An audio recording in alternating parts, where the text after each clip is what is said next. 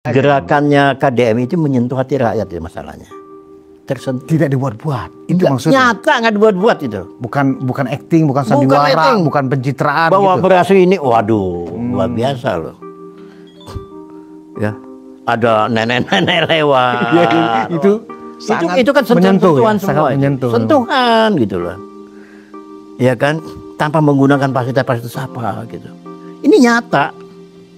Jadi kalau bicara populernya itu, KDM itu populernya bukan di Jawa Barat aja, mendunia sekarang ini. Bukan lagi mengindonesia, tapi mendunia. Mendunia. Bung ini kok seperti berlebih-lebihan tentang KDM ini. Kalau saya ngomong, maaf ngomong nggak meleset. Saya tuh cinta kepada orang-orang yang baik, cinta kepada orang-orang yang benar, cinta kepada yang pro rakyat. Kalau KDM itu jelas, pro-nya itu jelas, pro rakyat benar. Rawat paling bawah. Itu yang kita pakai. Itu yang seharusnya itu gubernur-gubernur yang lain meniru kayak gitu. Saya Budi Smaurfil yang akan mengajak Anda mengantarkan Anda dengan sebuah diskusi hari ini yang seru, agak-agak panas. Ya, karena topiknya agak-agak panas ini. Ya. Saya akan berdiskusi dengan relawan Jokowi. Tapi kita tidak sedang membahas tentang ijazah. Saya akan membahas tentang orang ramai sekarang membicarakan tentang munculnya Mulyono Jilid 2. Siapa dia? Kita akan mendiskusikan tentang fenomenalnya Gubernur Jawa Barat KDM, Kang Deddy Mulyadi. Dan sudah ada di sini ya Kanjeng Norman Sofyan Hadinegoro. Pak Kanjeng, apa kabar? Alhamdulillah. Saya nggak mau panggil Kanjeng lagi ya. Bro, alhamdulillah. Ya. Awet muda. Awet muda. Kalau dipanggil bro, awet muda kita. Siap. Oke, siap. Nah, saya ingin komentar dari Bro Norman dulu ini. Ya, sebagai orang yang hampir 10 tahun menjadi die-hardnya Pak Jokowi, tiba-tiba orang sekarang mengatakan muncul Mulyono Jilid 2. Bung Norman sepakat itu bahwa KDM ini adalah Mulyono Jilid 2, Pak Jokowi Jilid 2. Kontroversi loh gubernur ini. Gimana Bung? Iya, kalau saya melihat ya, arah ke sana tuh ada. Arah ke sana ada? Iya. Maksudnya arah ke sana ada tuh gimana? Artinya Mulyono kedua itu cara belusukannya, caranya itu hampir sama. Tapi yang kurang ajar ini, para penyinyir-penyinyir ini. Kalau melihat gubernurnya diam, nggak bekerja, dirasanin, dinyinyirin. Tapi kalau gubernurnya super aktif, dinyinyirin juga, dijelekin. Nah, ini saya udah diskusi dengan Bung Julpan Lindan, ini apa nih penemanannya? Oh, teman lama. Teman lama saya ini. Iya, ini dia bilang. Iya. Semua dinyinyirin. Nah, kita kan mau ngelihat ya, bahwa fenomena gubernur ini tidak semua gubernur. Dia memanage berapa sekarang ini? 50 juta ya? Penduduk ya lebih kurang. Jawa Barat adalah provinsi dengan populasi penduduk yang terbesar luar biasa di seluruh Indonesia. Ya dengan seorang Deddy ya. Ya saya nggak kenal dia. Tapi ini menarik kok. Sampai luar negeri juga memberitakan beliau. Ada yang bikin lagu lagi. Lagu untuk KDM ini. Arti kan luar biasa ini. Padahal baru berapa bulan ya jadi gubernur. Nah memang saya lihat KDM itu memang dia beranjak dari budaya ya. Jadi untuk orang Jawa Barat dia paham benar. Alamnya, manusianya, kulturnya. Jadi sangat mudah bagi KDM ini untuk memanage. Bayangin aja ya, waktu baru jadi gubernur, kemarin di banjir, itu di Bekasi. Itu di Bekasi itu yang namanya sungai-sungai, rumah-rumah di pinggiran kali, itu dihabisi sama dia. Dalam hati saya, ini nggak gampang. Ini nggak gampang mengerjakan ini. You tahu kan orang Indonesia, ya banyak preman di sini, banyak apa, disikat sama dia. Ternyata Pak Deddy ini nyalinya tidak kecil. Kita lihat lagi di puncak. Ya. Kita pernah dengar itu yang namanya kawin kontrak. Siapa punya itu? Ada hotel lagi. Hotel untuk oncor-oncor. Waduh, apa itu oncor-oncor? Iya pokoknya.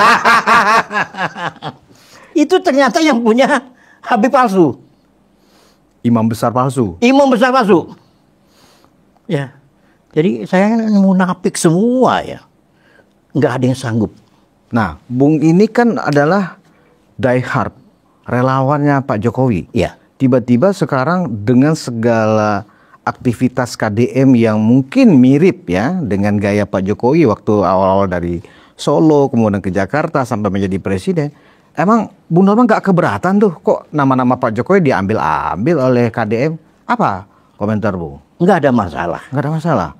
Karena Kayaknya Bung nggak konsisten ini. Udah mulai pindah ke lain hati. oh tidak, mana yang baik itu kita dukung.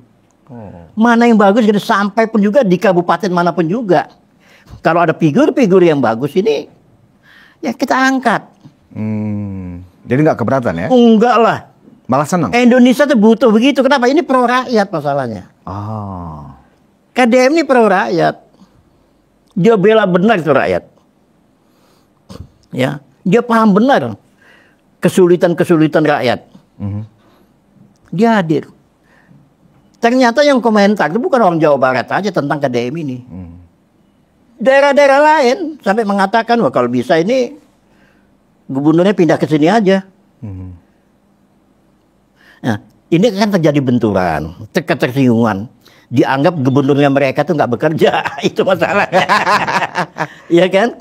Pernah di Jawa Timur itu gubernurnya disindir sama rakyatnya. Disindir sama rakyatnya. Ya. Nah itu. Jadi memang KDM ini, Bro Norman, memang orang akhirnya tiba-tiba, ada sosok Pak Jokowi lagi nih, versi Jawa Barat, kan begitu.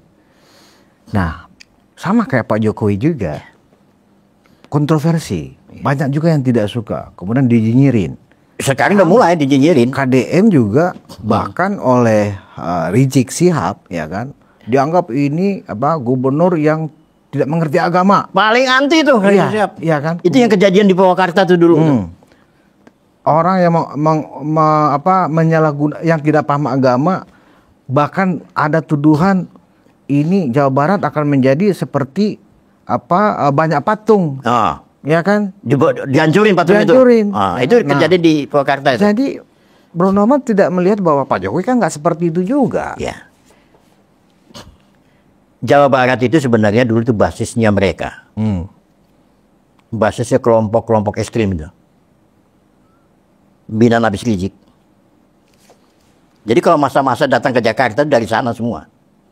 Dari Jawa Barat paling banyak. Jawa Barat sama Banten. Berarti kenyinyiran Rizik Sihab itu sebenarnya bukan karena KDM ini mengganggu misalnya menertibkan tempat oncor-oncor tadi ya kan, tetapi juga karena dianggap wah kalau misalnya KDM seperti ini masanya dia yang akan berpaling semua ke KDM gitu. Kalau saya melihat dengan adanya KDM ini jadi gubernur ini, udah mulai sangat berkurang itu. Udah mulai luas, udah mulai masyarakatnya, rakyatnya udah mulai melek mata. Oh, ternyata kita diginiin. Masa sesama satu agama dibilang kafir. Nah, makanya berani banget itu KDM kita nih. Kalau bisa khotbah Jumat jangan ada orang-orang kayak gitu, dilarang. Itu berani loh tuh. Oh ya, KDM ngomong begitu? Ngomong begitu berani. Maka saya bangga melihat ini. Lawannya Habib Rizik gitu. Bagaimana tanggapan Bro Kanjeng tentang gubernur konten? Justru ini sangat menguntungkan KDM. Kenapa? Oh, dia sudah rintis sebelum jadi gubernur. Waktu dia jadi DPR udah rintis. Gubernur pro rakyat itu. Konten mulu kan? Iya. Gitu. Tapi efeknya luar biasa. Seluruh Indonesia melihat konten dia. Dia kalau nggak mau jadi gubernur, nggak mau jadi apa, dari itu aja udah hidup. Dari konten saja, udah nggak ada masalah. Ya kan dibandingkan gaji gubernur ya sama konten. Apalagi sekarang ini jadi gubernur, ya kontennya jalan terus. Ya. Jadi di situ hanya orang nyinyir saja yang ngomong gubernur konten, terus apa lagi macam-macam tuh nyinyirnya tuh. Jadi menurut Bro Norman dengan kinerja di tahap-tahap awal di bulan-bulan pertamanya apakah KDM menjabat sebagai gubernur ini, di tangan KDM ini Jawa Barat akan jauh lebih berubah dan jauh lebih sangat berubah total. Satu contoh ya, bagaimana terobosan-terobosan beliau itu juga sudah banyak ditiru di daerah-daerah. Contoh masalah pajak, udah 11 provinsi itu, udah niru. 11 provinsi sudah meniru gebrakannya KDM. Tapi banyak juga yang nggak suka gubernur-gubernur yang lain. Kelompok nyinyir juga tuh, paling getol itu, benci banget itu. Ya kenapa? Karena nyinyir punya calon juga. Iya. Yang akan datang gue melulus calonnya ini. Nah, kebijakan tentang pembinaan anak nakal. Masuk barak militer. Iya, bagus banget itu. Oh, Bro Norman setuju? Setuju banget. Kalau dulu kan ke pesantren, kemana? Nggak mempan juga. Tetap aja bebal juga, anaknya tetap juga ngelawan. Begitu kalau di barak militer, diajarkan baris berbaris, diajarkan masalah tentang cinta merah putih, diajarkan disiplin, diajarkan etika, sampai ada setelah selesai mereka itu nggak mau pulang. Oh, berarti betah. Kalau bisa, saya mau sekolah. Apa pasti KDM bilang? Ya kalau kamu nggak pulang ya dan nanti sekolah di sini aja nanti saya biayain. Kan luar biasa. Oh sampai begitu? Iya. Luar biasa, nggak ada tuh gubernur lain kayak gitu. Benar-benar out of the box ya. Betul. Terbuka style leadership dari KDM ini. Itu. Jadi luar biasa kalau saya melihat ya. Jadi banyak sekali program-program itu. Program-program masalah budaya. Ya kan. Tentang alam. Satu contoh misalnya sungai-sungai itu sekarang. Dibenahi semua. Bahkan dipekerjakan orang sana juga. Luar biasa. Kita lihat 1 tahun ini kayak apa jadinya kalau kita. Kalau ada tuduhan KDM itu di sana tuh seolah-olah memarginalkan Islam dengan mengedepankan budaya wiwitan, itu gimana tanggapan? Oh tidak ada, itu budaya kok. Ya gimana tanggapan Bro Norman? Apakah itu akan bisa merubah seorang KDM karena ada protes tekanan dari ormas-ormas yang katanya ormas nyinyir. Oh, itu kasih tahu tuh ormas agama loh Bro Norman. Apapun nyinyir itu. Nyinyir ya? Nyinyir. Ini pasti kelompoknya habis gijik nih ngomong gitu tuh. Geng-gengnya nih. Ya. Dicari-cari kesalahannya, dicari-cari. Kira-kira KDM ini akan didukung oleh warganya, rakyat Jawa Barat, ketimbang apa yang dihimbau oleh yang disebut nyinyir tadi? Rakyat Indonesia, bukan lagi Jawa Barat. Iya, dilawan. Coba aja nih kita lihat. Oh. Dilawan itu. Kenapa? Karena di daerah juga merindukan gubernur seperti kayak KDM ini. Belum nemu lagi. Ya mudah-mudahan nanti nongol di gubernur yang lain ya.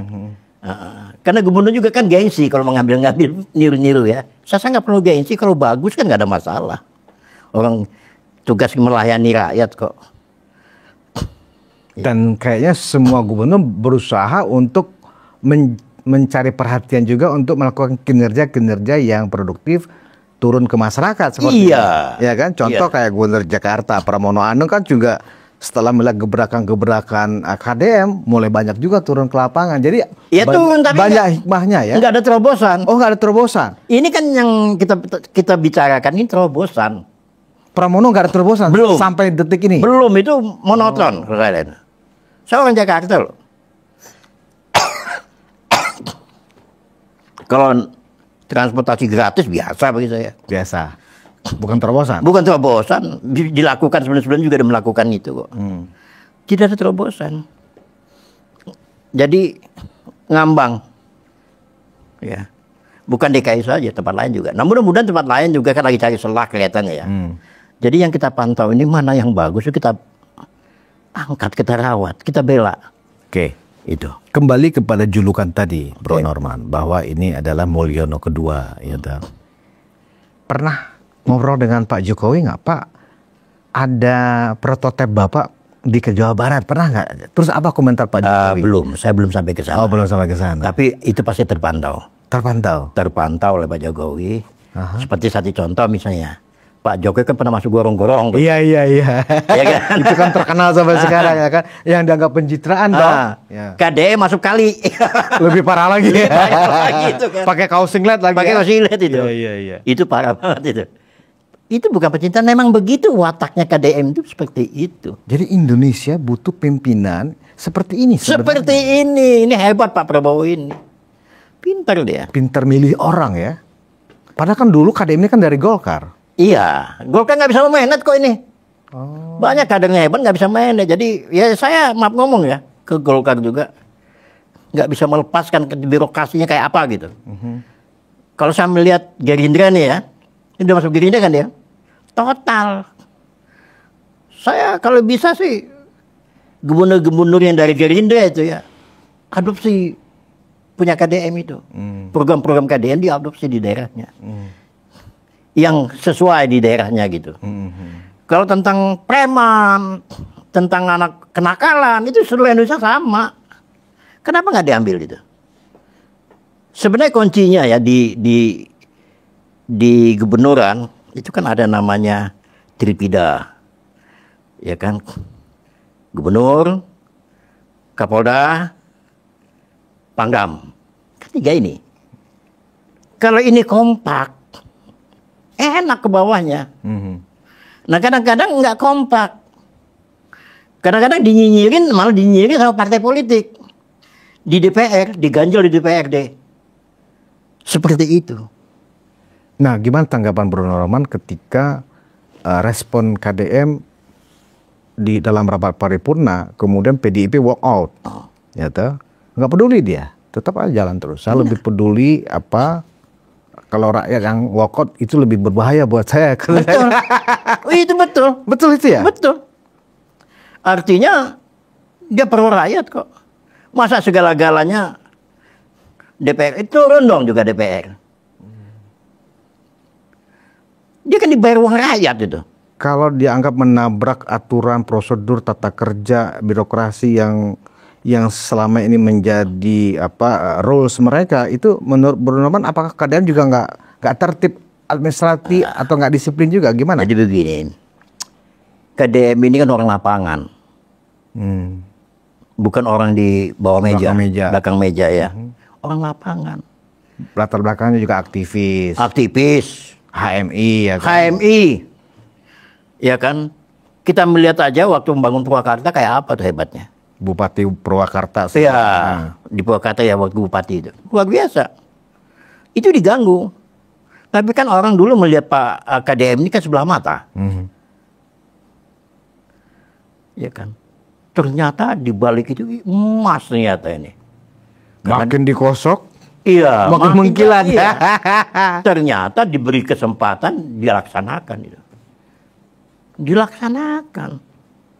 Dan dia cinta banget dan dia setia dengan pimpinannya. Sampai kan ada si nyinyir ini bilang, wah ntar lu mau jadi presiden kan begitu kan? Ini gajah udah curi star dia bilang. Nggak, apa? Saya belum mau sampai ke sana dulu. Oke. Nanti saya akan ke sana. Oke. Kalau seandainya ya, kalau kita anggap artinya rakyat merasa ini baru pimpinan, ini baru gubernur, ini baru kepala daerah. Seandainya 38 gubernur kita seluruh Indonesia gayanya seperti KDM, tentu sesuai dengan keadaan daerah masing-masing. Dengan mungkin persoalan-persoalan daerah kan bisa langsung dapat tertangani dengan baik ya. Benar. Tapi kenapa ada sebagian gubernur juga merasa wah itu merusak pola kerja gubernur, kan ada aturan yang nggak seperti itu katanya. Itu gimana? Jadi gini, baru sekarang ini Pak Prabowo ini dengan gaya kepemimpinannya itu kan komando, sistem komando. Jadi gubernur itu adalah bupati, wali kota kan nggak bisa seenaknya seperti dulu. Ada gubernur. Ya, gubernur dalam aturan kita masih perwakilan dari pemerintah pusat. Nah, wakil anggaran pusat. iya. Ya. Nah, Kalau gubernurnya paham itu, berarti kan dia harus banyak memberikan program-program yang into rakyat. Nah, tentunya apa? Kita lihat KDM aja lah, contoh itu. Itu jelas kok, pengirikan biaya dan segala macam. Nggak mengamburkan uang, ya kan? Tamasa, wisata anak sekolah udah nggak boleh ada. Itu banyak ditekan itu. Masalah pajak, jelas kok. Jadi masalahnya gubernur kita ini kadang-kadang gengsi untuk mengambil program orang. Kenapa mesti gengsi? Ya itu tadi. Tapi juga berbuat nggak bisa di wilayahnya, tetap begitu-begitu aja. Iya, iya. Kalau memang ada peluang ngentit, ya ngentit itu pasti. Loh iya. Kan larinya ke sana tuh nanti. Apa yang sebenarnya, kalau menurut pengamatan Bro Norman ya, apa sih sebenarnya yang melatar belakangi atau motivasi dari KDM ini untuk melakukan gaya kepemimpinan seperti yang dia tunjukkan sekarang? Ada juga mengatakan itu gubernur bekerja ugal-ugalan gitu. Ada juga yang menilai seperti Ya itu. itu nyinyir. Jadi gini, KDM ini nggak pernah ada di kantor. Ya sebagian orang menuduh lagi ngonten katanya gitu, Pak. Ya itu tadi. Karena begitu luasnya Jawa Barat, dia mau turun. Mau turun, berarti dia turun ke bawah. Kesulitan-kesulitan yang terjadi di wilayahnya. Problemnya kan macam-macam itu masyarakat. Problem banjir, problem yang lain. Pengangguran khususnya. Pengangguran. Itu dicarikan. Dan itu juga, KDM itu juga tidak ada jarak dengan rakyat. Seperti Pak Jokowi. Ke masyarakat, nggak ada jarak. Ngomongnya ceplos-ceplos saja. Dan berani nantangin orang nggak ini, yang nggak sopan, nggak apa di depan umum. Iya ya, itu unik loh. Makanya Kalau kita sering lihat konten, gue bilang ini orang nyalinya KDM itu gede banget ini. Bahkan ketika berdebat dengan anggaplah pedagang, sopir ojek, Bener. ya kan, itu berani berdebat nggak? Kalau orang sudah jadi pejabat, apalagi selevel gubernur, Takut kan dia kan rata-rata bukan takut, bro. Jaim kata istilahnya, jaga image ya kan. Paling dilihatin doang. Kalau KDM itu benar-benar berani berdebat. Berani. Ketika ditentang pun bahkan dengan argumen yang lebih keras lagi. Dan nogis. Seru juga gitu loh. Makanya kan nggak ada yang seperti itu. Jadi Bro Nurwan udah jatuh hati juga nih kayaknya dengan KDM. Untuk saat ini saya pegang itu. Jadi gubernur Indonesia, gubernur terbaik Indonesia. Wow, apa nggak terlalu prematur itu penilaian itu? Enggak.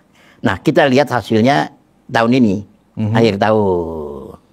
Ini kan sudah dirintis. Nanti kan dievaluasi. Oh, ternyata pajak pemasukannya sekian. Ini kan dievaluasi. Betul, betul. Oh, ternyata anak sekolah ini efektif, ternyata diginiin. Tawuran berkurang. Tahun berkurang. Terus nggak boleh begadang malam. Iya. Itu kan sederhana kan sebenarnya. Iya. Tapi masuk di akal gitu untuk orang Indonesia. Coba nggak boleh begadang malam. Seru sih memang. Kalau sekolah harus dari pagi jam sekian, ya kan? Nanti dia mau robah itu. Semua itu untuk kepentingan rakyat, untuk kedisiplinan. Nah itu banyak nanti yang gratis itu banyak tuh. Gitu. Nah ini yang dilakukan oleh KDM. Tapi kalau di lain saya belum dengar. Saya nggak tahu ya. Mungkin di kabupaten sudah ada ya. Cuman belum keangkat aja gitu.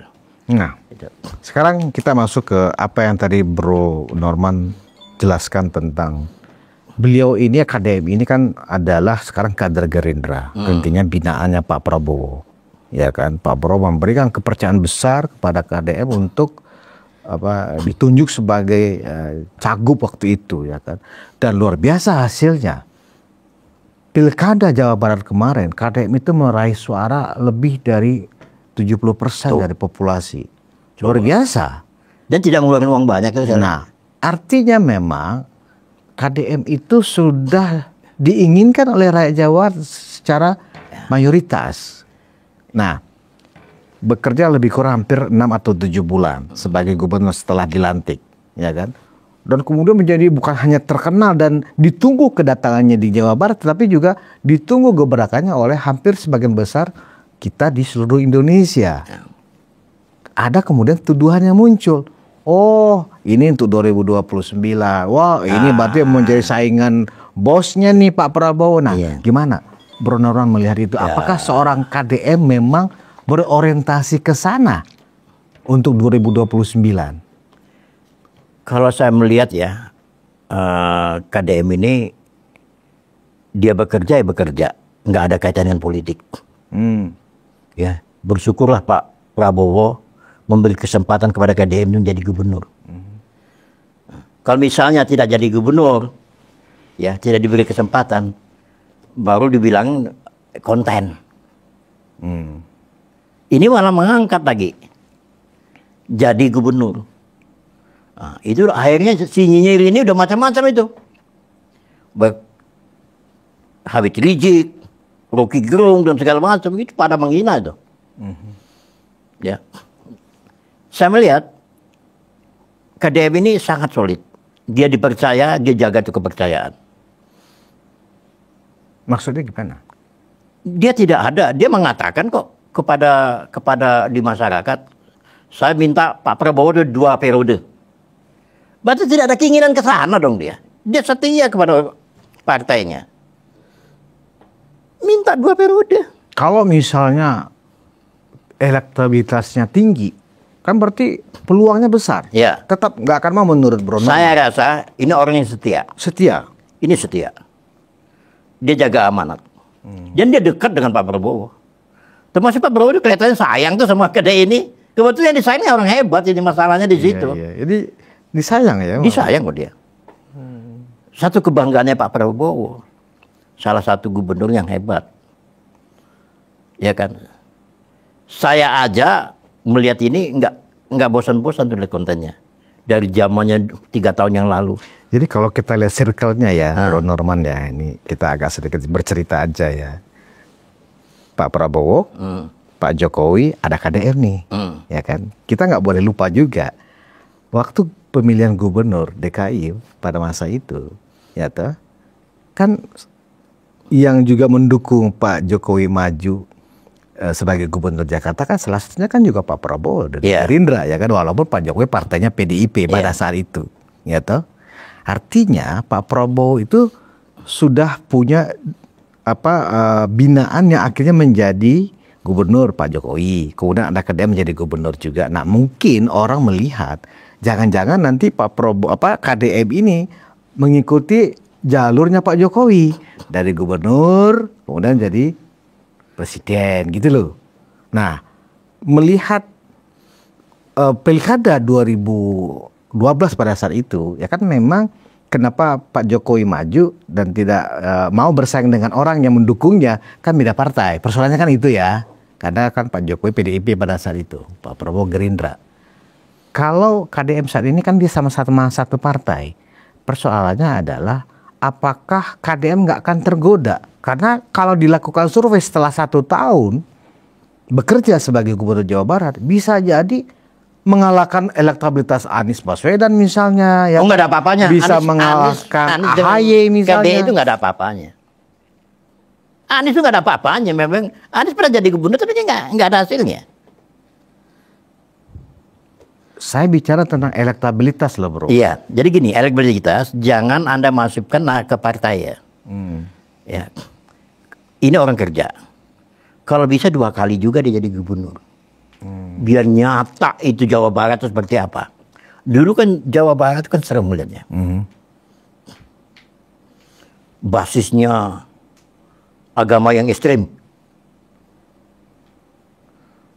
Teroris dan segala macam masuk juga anti NKRI. Itu basisnya di situ semua. Di Jawa Barat semua? Di Jawa Barat. HTI itu banyak di Jawa Barat. Basisnya FPI. Apalagi yang udah menjadi ormas terlarang kan sekarang. Iya, apalagi. Maka saya bilang Habib Rizik ini udah macam ompong lah, udah jangan aneh-aneh lah. Cukup dengan Dedi Mulyadi aja, cukup dengan KDM aja. Dan rakyatnya kompak. Jabar ini kompak. Kompak. Kompak ketika KDM atau kompak dari dulu Jawa Barat ini? Waktu Ridwan Kamil gimana? Setelah KDM. Oh, setelah KDM. KDM ini makin kompak, makin semangat rakyat Jawa Barat ini. Dia dapat gubernur yang bagus gitu. Gubernur yang memperhatikan rakyatnya. Coba kemarin pesta kemenangan sepak bola itu. Persib. Oh, buka apa? Pakai kaos aja sih gubernur. Seorang gubernur itu. Ya, nggak ada gengsi-gengsi. Naik ke atas apa? Mobil. Itu kan bikin orang kagum. Orang kecil gede gubernur bisa begini kan gitu kan. Nggak ada perbedaan. Nah, oke, masalah elektabilitas. Ya kan? Kan Anies ya sampai sekarang kan dianggap salah satu kandidat yang cukup kuat elektabilitasnya. Walaupun dia sekarang ini nggak ada mainan, nggak ada partai, nggak ada juga jabatan dan seterusnya. Dengan munculnya KDM, menurut Bro Norman, ya kan, apakah otomatis market share ya, kalau kita bicara sebagai sebuah bisnis ya, market share-nya Anies akan disedot nih oleh KDM? Oh tidak. Anies ini sudah istilahnya terbentuk kelompok HTI ya, tidak ada di situ. Jadi susah. Nggak akan mungkin. Berarti Bro Norman ingin mengatakan Anies ini segmennya secara elektabilitas marketnya hanya itu aja. Itu aja. Orang yang berpolitik berdasarkan agama. Yang nyinyir-nyinyir di situ juga. Oh, nggak akan bertambah. Nggak akan bertambah. Jadi kalau Anies juga melakukan itu, makin jauh, makin terpental ya. Yang dia bilang perubahan-perubahan itu. Ya kan? Jadi dia bikin gerakan yang merusak, bukan gerakan yang membangun. Ini yang terjadi. Ini kayak yang lagi rame-rame ini, masalah tentang ijazah palsu. Sampai sekarang belum selesai urusannya itu coba. Pada urusan remeh-temeh saya bilang itu. Ini kan urusan remeh-temeh. Itu aja. Belum ada. Nah, terus ecek-ecek bahwa dia membangun resmikan jambatan di mana? Di Banteng apa di Banten? Aneh itu. Gua nggak tahu jambatan siapa, itu siapa. Aneh dia pintar main gitu, itu pintar. Tapi dengan munculnya KDM hancur dia. Hancur ya? Oke. Besok-besok bukan KDM aja, ada lagi yang nongol. Oke. Artinya kalau toh ya muncul nih, kita tidak bicara apakah KDM akan menjadi capres atau cawapres. Saya bicara elektabilitas. Ya. Dugaan atau forecasting kita tentang elektabilitas. Nah, bagaimana kalau dibandingkan atau disandingkan ya, yang juga katanya cukup potensial untuk 2029 adalah AHY, gimana dengan KDM? Saya sangat sayangkan ya. Jadi jangan ngomong, kita ini belum ada setahun sih masalahnya. Jadi jangan ngomong tentang pilpres, diketawain. Yang ngomong pilpres itu orang yang harus kekuasaan. Yang kelompok-kelompok nyinyir ini. Ya disandingkan dengan AHY, nanti disandingkan dengan Gibran, kan begitu kan? Ini kan orang kerja. KDM itu orang kerja, jangan disodor-sodor nggak mempan sama dia. Bukan, maaf bro. Yang saya masukkan tadi sandingkan itu bukan sandingkan dalam konteks pilpres, bukan. Apa? Jika dibandingkan elektabilitasnya nih, ya kan kita tahu kalau merunut kepada elektabilitas terakhir pada saat pilpres, ya kan setelah Pak Jokowi, Pak Prabowo itu kan ada Anies, ya kan, baru kemudian ada Ganjar, ya kan, dan seterusnya, dan AHY kan ada agak di tengah lah, nggak terlalu di bawah. Kalau Puan kan sangat di bawah nih, ya kan. Nah kemudian di angka 7% waktu itu ada Gibran.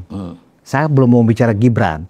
Nah, secara elektabilitas, apakah dengan moncernya KDM saat ini, kalau diadakan survei oleh lembaga survei yang kredibel, dugaan bro, apakah KDM ini bisa langsung meroket nih, sampai ke angka 32% misalnya, ya kan? Berarti kan melewati Ganjar ini, ya toh? Akan seperti itu gak kira-kira? Terlepas apakah KDM ini berminat atau tidak untuk Pilpres 2009? Saya rasa itu kepopularannya sama dengan Gibran itu nanti.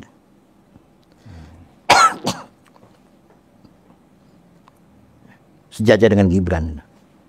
Masalah nanti. Berarti mau AHY kelewat? Oh jauh. Jauh. Jauh. Bro ini terlalu optimis sekali. Jauh.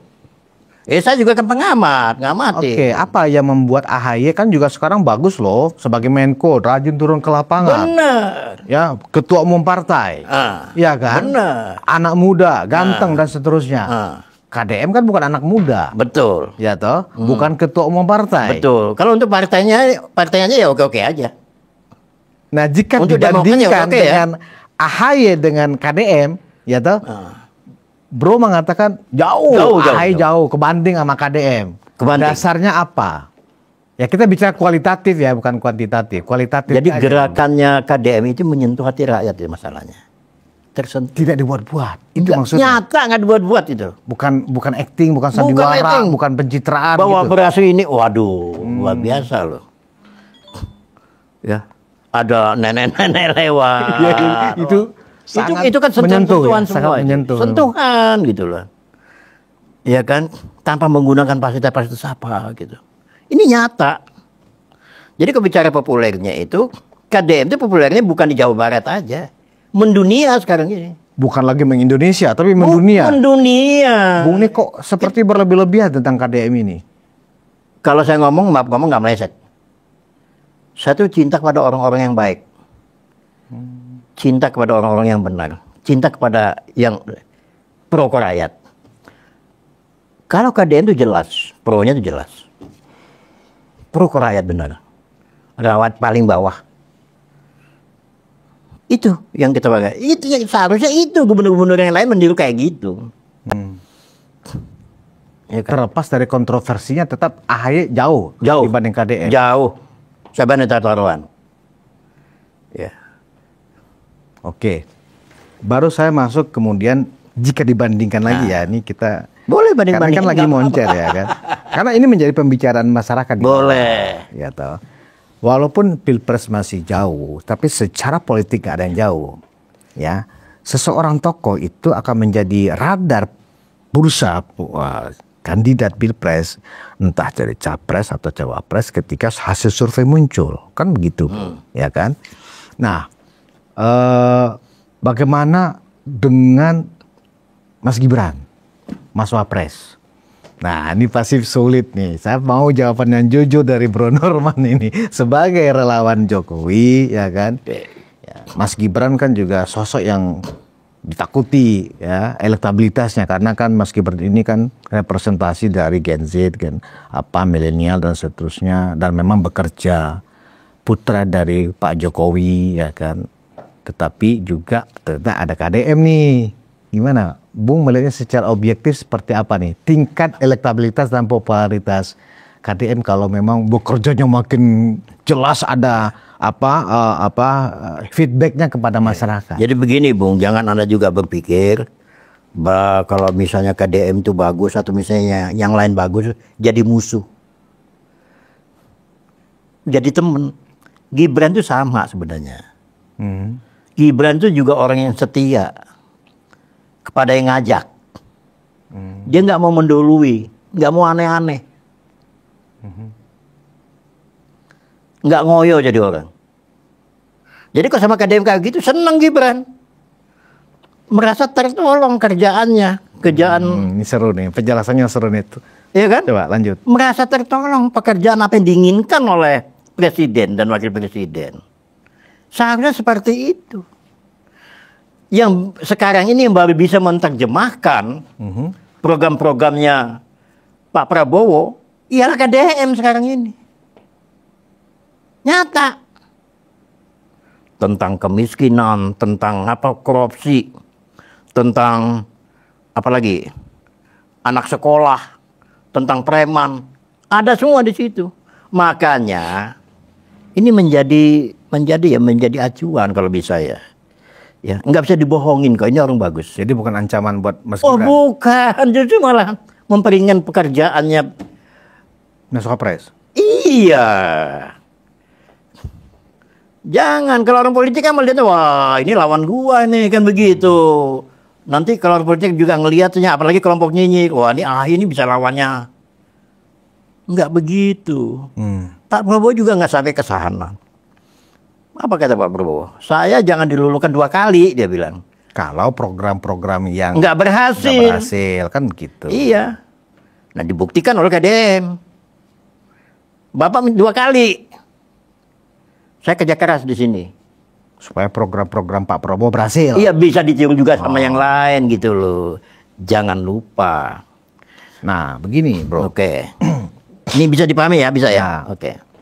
Saya melihat ada 3 orang tokoh muda di luar Pak Prabowo ya. Di luar Pak Prabowo nih. Anies juga saya keluarkan, kan tadi Nggak masuk hitungan. Mau ngomong apa nggak masuk hitungan? Masuk, oke.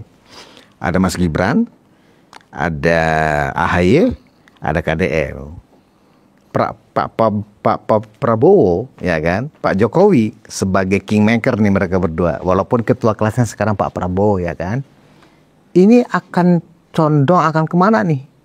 Di antara 3 orang muda untuk mendampingi Pak Prabowo pada periode keduanya. Pasti bingung nih jawabnya. Enggak bingung saya. Oke. Gimana? Saya nggak bingung jawabnya. Jadi kenapa AHY ditempatkan di situ? Iya. Dia tidak bisa memberikan terobosan. Beda dengan KDM. KDM itu programnya terobosan.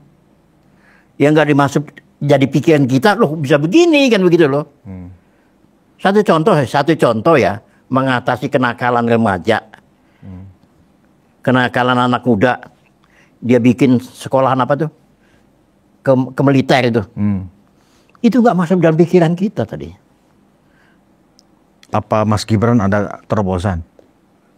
Mas Gibran tuh teknologinya, IT-nya nanti itu. Karena Indonesia akan ke sana semua itu. Berarti 2 orang ini adalah tokoh-tokoh muda ya.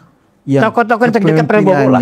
Ya, kalau saya melihat ya, bukan menyaingi Prabowo, yang melihat kan banyak terobosan-terobosan. Terobosan itu. AHY belum ada. Belum. Apa terobosan? Ini objektif ini. Apa terobosannya? Berdasarkan data. Data apa? Pertanyaannya. Sebagai Menteri Koordinator, apa terobosannya? Nggak ada. Dia hanya melaksanakan perintah Presiden. Hanya dasi. Ya. Kita ngeliat, gagah banget kan begitu kan? Iya. Saya nggak ngelihat itu. Saya ngelihat terobosannya. Yang namanya Menteri Koordinator apa aja juga, kalau begitu semua juga bisa. Kenapa belum dapat kesempatan aja? Saya juga bisa melakukan itu. Karena dia dapat kesempatan dipercaya Pak Prabowo ya kayak begitu. Tapi itu bukan sesuatu yang apa ya? Beda dengan KDM, dengan Gibran. Diam-diam loh. Kemarin Gibran ke Bengkulu tuh. Gak ada yang tahu kan? Di demo. Hah? Di demo kan? Apapun namanya. Di demo mahasiswa maksudnya. Itu biasa lah. Di kelompok-kelompok itu biasa. Biarkan aja. Nggak ada masalah. Nggak usah ciut. Itu tempaan juga untuk Gibran. Makin di demo makin matang gitu loh. Makin dicaci maki. Ya kayak bapaknya lah, contoh tuh bapaknya. Dan yang saya lihat videonya ya, pada saat di demo itu Mas Wapres kembali melakukan semacam respon ya, pada saat ketika Mas Wapres ini menjadi wali kota. Ya. Jadi kalau ada demo di Solo itu mahasiswa didatangin malah. Didatangin, ya diajak bicara, kemudian dikasih, oke, ditampung nanti saya akan bereskan, kan selalu gitu. Pada saat demo kemarin di Bengkulu juga seperti itu, bro. Datang, ya kan malam-malam tuh didatangin ke hotelnya Mas Wapres. Dia keluar Mas Wapres menemui ya para pendemo. Oh masalahnya, ada kelangkaan BBM, kami sulit mendapatkan. Oh itu bagus, itu bagus. Kemudian atas perintah Mas Wapres, gak lama datang bertruk-truk gitu ya, mobil tangki dan memenuhi seluruh. Kalau demo kayak gitu, saya suka. Itu bagian dari terobosan bukan? Iya dong, bisa menyelesaikan masalah secepatnya. Kan nggak gampang. Nggak lama bertruk datang gitu kan? Nggak gampang itu. Kenapa nggak gampang? Karena di bawah pun juga kadang-kadang nakal gitu loh. Perintah wakil presiden, takut semua kan. Ini ya. Kalau yang di demo itu kepentingan rakyat, kepentingan masyarakat yang dirasakan, welcome banget kita. Jadi kita punya potensi yang cukup melegakan hati ya sebenarnya. Kita punya Mas Wapres, ada KDM misalnya. Ada lagi, mudah-mudahan ada KDM lain-lain lagi. Ada KDM. Saya yakinnya, mudah-mudahan Saya juga gubernur juga jangan ciut juga ya, saya ngomong begini. Gubernur yang lain, jangan pun juga KDM menjadi saingan, tidak. Saling mengisi lah untuk kepentingan rakyat. Kalau memang itu bagus programnya, bisa dilaksanakan, apa salahnya? Nggak susah-susah lagi. Diadopsi, diprogramin. Contoh udah banyak orang ngambil programnya KDM di daerah-daerah. Aman, rakyatnya nggak protes. Bro Norman nggak akan khawatir nanti sebagai relawan Jokowi yang automatically kan berarti kan juga harus support dari Mas Gibran ya kan sebagai putranya Pak Jokowi. Nah tiba-tiba sekarang Bro Norman begitu antusias, begitu semangat ya memberikan semacam dukungan moral juga nih kepada KDM. Kan gitu loh. Bro Norman sebenarnya ke arahnya kemana nih? Bisa ditanyakan nanti oleh teman-teman relawan Jokowi yang lain. Yeah. Sudah berpaling, sudah pindah hati ke KDM sekarang, bukan lagi ke Pak Jokowi, bukan lagi ke Mas Gibran misalnya. Gimana cara menjelaskannya? Itu yang ngomong pagi itu pakai kacamata apa ya? Menurut saya. Kalau kita sudah bicara kebangsaan, kenegaraan itu tidak ada sekat. Nggak ada sekat. Nggak ada, wah Pak Norman sudah bela-bela. Nggak ada sekat. Kalau demi rakyat Indonesia, demi merah putih, siapapun juga yang melakukan kita dorong dong. Siapapun yang terbaik dan bekerja untuk rakyat itu maksudnya. Iya. Jadi kalau dia melakukan itu, apa namanya, dari kemana ini? Ini kan otak kotor yang nongol. Nah inilah sekarang ini lagi ramai ini. Ya. Bukan berarti Bro Norman kemudian akan bikin lagi relawan KDM, nggak begitu? Nggak ada. Tetap sebagai relawan Pernusa, relawannya Pak Jokowi, gitu. Iya, tetap tegak gitu. lurus ya. Tegak lurus. Tegak lurus. Dan Pak Jokowi kan perintahkan relawan pilihannya untuk backup Pak Prabowo. Sekarang ke sana. Dan yang dilakukan KDM adalah dalam rangka membantu Presiden dalam menjalankan tugas-tugas negara. Betul. Menjalankan program-program pemerintah. Betul. Nyata itu loh, masa nggak didorong? Nah, bagaimana dengan kita ikut mengamankan? Kalau ada yang sumbang tentang KDM, sih bisa mungkin kita kasih penjelasan. Meluruskan. Ini Jawa Barat luar biasa loh, 50 juta penduduk. Iya. Jakarta berapa itu? Jakarta 10 juta nggak sampai. Ya, Malaysia tuh berapa? Satu negara tuh, nggak sampai 10 juta. Ya, Singapura. masih banyak penduduk DKI lah. Berapa negara itu yang kalau kita bicara negara ya? Mungkin satu Eropa kali ya kan? KDM itu memanage satu Eropa itu. Iya. Logikanya kan begitu. Dan dia dicintai oleh rakyatnya ternyata. Dan berkenan rakyatnya. Jadi kalau KDM digituin sama siapa itu yang ngelawannya bukan KDM, rakyat. Rakyat Jawa Barat. Lihat aja deh. Bukan Jawa Barat aja, rakyat yang ada di Maluku, rakyat yang ada di Riau, karena ngepen. Itu yang terjadi. Oke. Nah, dalam konteks baru ini saya masuk dalam konteks capres cawapres nih, ya kan? Tunggu, minum saya kan, sambil minum ya. Ini saking bersemangat nih bro Norman ini luar biasa. Mudah-mudahan. Sayang kopinya nggak dibawa tadi. Ya. Nah gini bro, dalam konteks capres cawapres ya, dalam politik itu nggak ada yang lama bro. Betul. Ya kan, dalam periode waktu betul masih 4 atau 4,5 tahun lagi. Nah Pak Prabowo kan di satu sisi juga sejak awal pun sudah declare bahwa memang ada peluang untuk 2 periode. Ya kan? Tetapi Pak Prabowo sudah membuat sebuah kriteria. Jika program-program saya nggak jalan, saya nggak akan mau. Jangan dukung saya. Saya tidak akan mau maju lagi. Benar. Ya, bukan nggak mau didukung, saya nggak akan maju lagi. Itu satria ya. Oke. Nah, kita berasumsi program presiden kita dukung harus jalan lah. Ya. Kan? Nah, Mas Gibran pun sudah declare juga.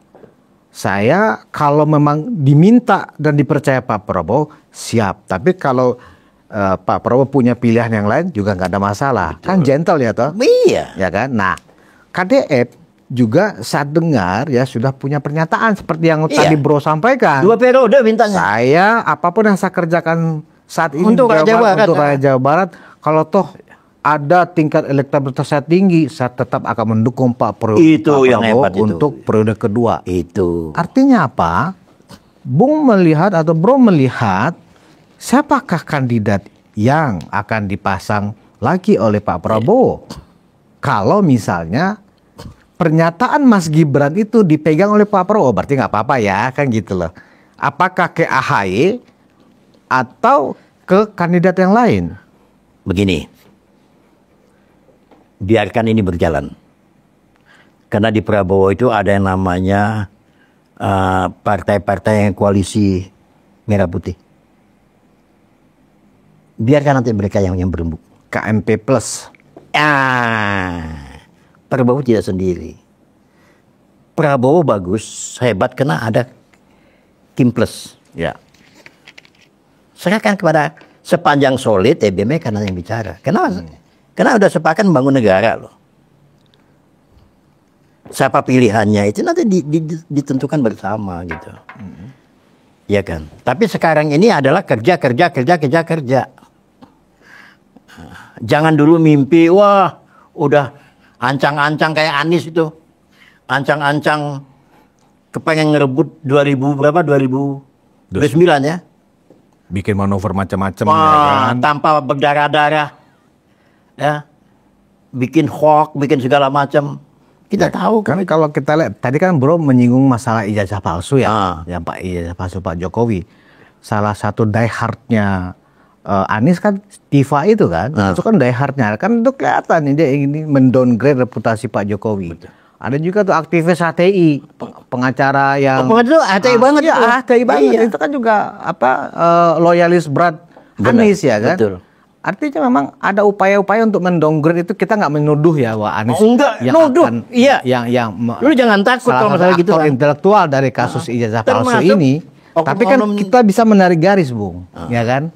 Ini kemana nih sih garisnya mereka? Oh, afiliasinya ke situ. Ya kan? Dan itu sudah menjadi pembicaraan publik. Nah, dari sekarang mereka sudah merintis itu. Nah, sekarang merintis, kelompok Anies ini, kelompok nyindir ini untuk maju lagi 2029. Bagaimana tadi aja Bro Norman bilang, bagaimana Bro dengan jika dibandingkan dengan KDM? Oh, Anies jauh. Iya, begini maksud saya. Mereka merintis, mereka ini kayaknya masih yakin gitu. Makanya saya bilang jauh. Masih yakin bisa merebut tanpa berdarah-darah. Tanpa bekerja. Tanpa bekerja. Bikin hoax, jelekin Pak Jokowi. Nanti jelekin Gibran. Jelekin Prabowo. Sekarang sudah ngejelekin KDM. Mulyono kedua. Nggak ada masalah. Oh, jadi Bro Norman mencurigai ya? Ini mencurigai ya? Bukan mencurigai, memang iya. Silakan. Ini juga kerjanya Anies maksudnya? Kerjaan mereka. Oh, Masya Allah. Ya, tidak ada ke partai lain bergerak yang seperti itu. Mereka, kalau diusut mereka semua. Karena itu basis massa yang potensial ya, Jawa Barat ini ya, penduduknya besar sekali. Nah itu, karena dulu di Jawa Barat itu basis PKS-nya kuat. Oh, kuat PKS-nya di situ. Oh, PKS ya? Iya, PDIP juga cukup kuat. Kan Ahmad Heriawan 2 periode. Iya, makanya. Kan di Jawa Barat. Sisa-sisa itu di Jawa Barat masih ada. Maka ini udah mulai terkikis dengan kehadiran KDM ini, dengan program-programnya, bukan monopoli politik ya, tapi program-programnya, itu membuat orang kaget. Kembali lagi ke jati diri orang Jawa Barat. Dulu kan nggak punya jati diri. Masa sih Jawa Barat nggak punya jati diri? Nggak punya jati diri. Hati-hati Bro, bahaya pernyataan itu. Benar. Dengan adanya KDM ini, inilah KDM ini ingin mengembalikan jati diri. Kenapa? Sejarahnya Sunda itu kan luar biasa di situ. Zaman Tarumanegara, Galuh, ya kan? Salahkan negara. KDM ini dia tuh sangat menghormati leluhur. Siapapun pimpinan kalau menghormati leluhur dia akan hebat. Bahwa dituduh mendowngrade Islam misalnya begini, kan KDM itu kan selalu suka sampurasun. Iya. Maunya apa tadi siapa? Imam besar. Iya. Assalamualaikum kan begitu. Iya betul itu dan kegayaan sampurasun. Ya, semuanya sampurasun. Pada waktu itu Imam besar itu lagi berjaya-jayanya. Karena yang pegang pada waktu itu kalau nggak salah dari PKS gubernurnya itu. Ya Ahmad Heriawan. Sekarang coba berani coba-coba. Disikat sama KDM. Dan kita dukung. Itu basis di situ.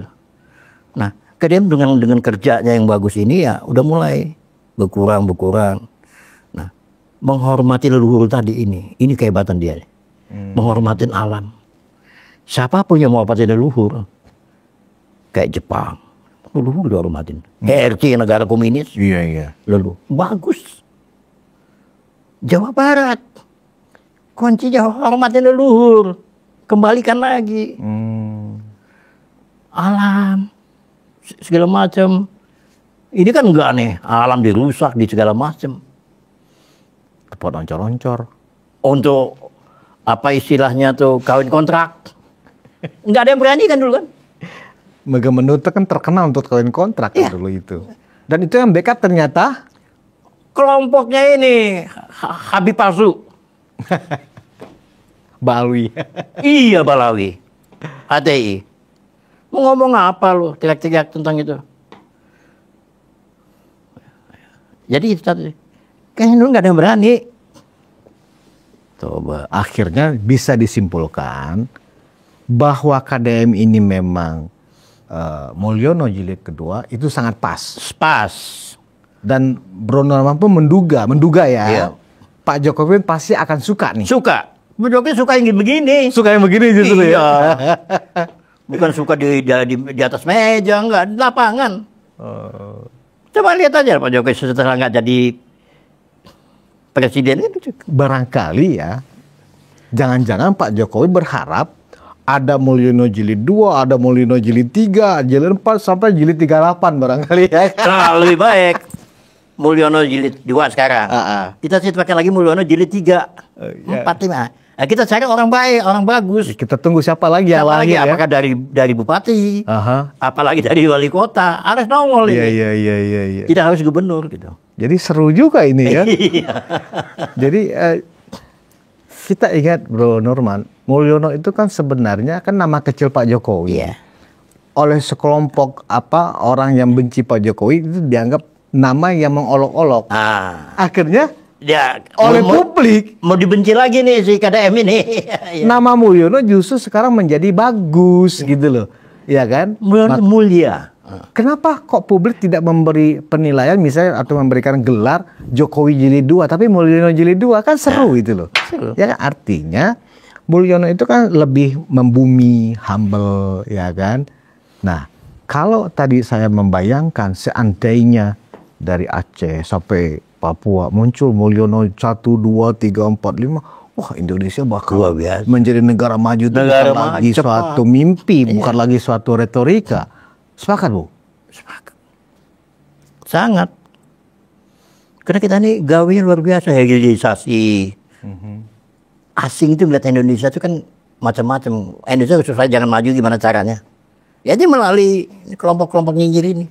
Ada harapan ya kalau pimpinan-pimpinan daerah seperti KDM seperti ada kenapa dia pasti akan diprotes oleh rakyatnya. Kita misalnya setelah Pak Prabowo selesai anggaplah kita mendahului Tuhan, nggak boleh sih mendahului Tuhan, mendahului waktu lah ya. Ternyata Pak Prabowo sampai 2034 pun sudah ada nih cadangan yang bagus-bagus nih ya kan, yang benar-benar bekerja untuk rakyat. KDM ada Mas Gibran, anggaplah ada Mas Ahy juga misalnya kan gitu. Kalau Anies nggak usah kita sebut ya. Enggak Mas Hitungan mata saya. Ada Mas Pram juga ya kan gitu. Enggak Mas Hitungan. Oh, Mas Hitungan juga. Enggak. Saya mencoba untuk objektif aja. Ada Mas Pram juga kan lagi nyari-nyari celah juga. Oh gitu. Saya seharusnya seorang DKI kan bangga dong. Punya gubernur kayak hanya saya bangga tuh dengan yang jadi gubernur DKI itu hanya Ali Sadikin, yang lain nggak ada. Iya kan? Ahok lumayan. Yang sebelumnya kan tidak dipilih oleh rakyat. Ini kita bangga tuh Pak Gubernur, Bupati yang dipilih oleh rakyat.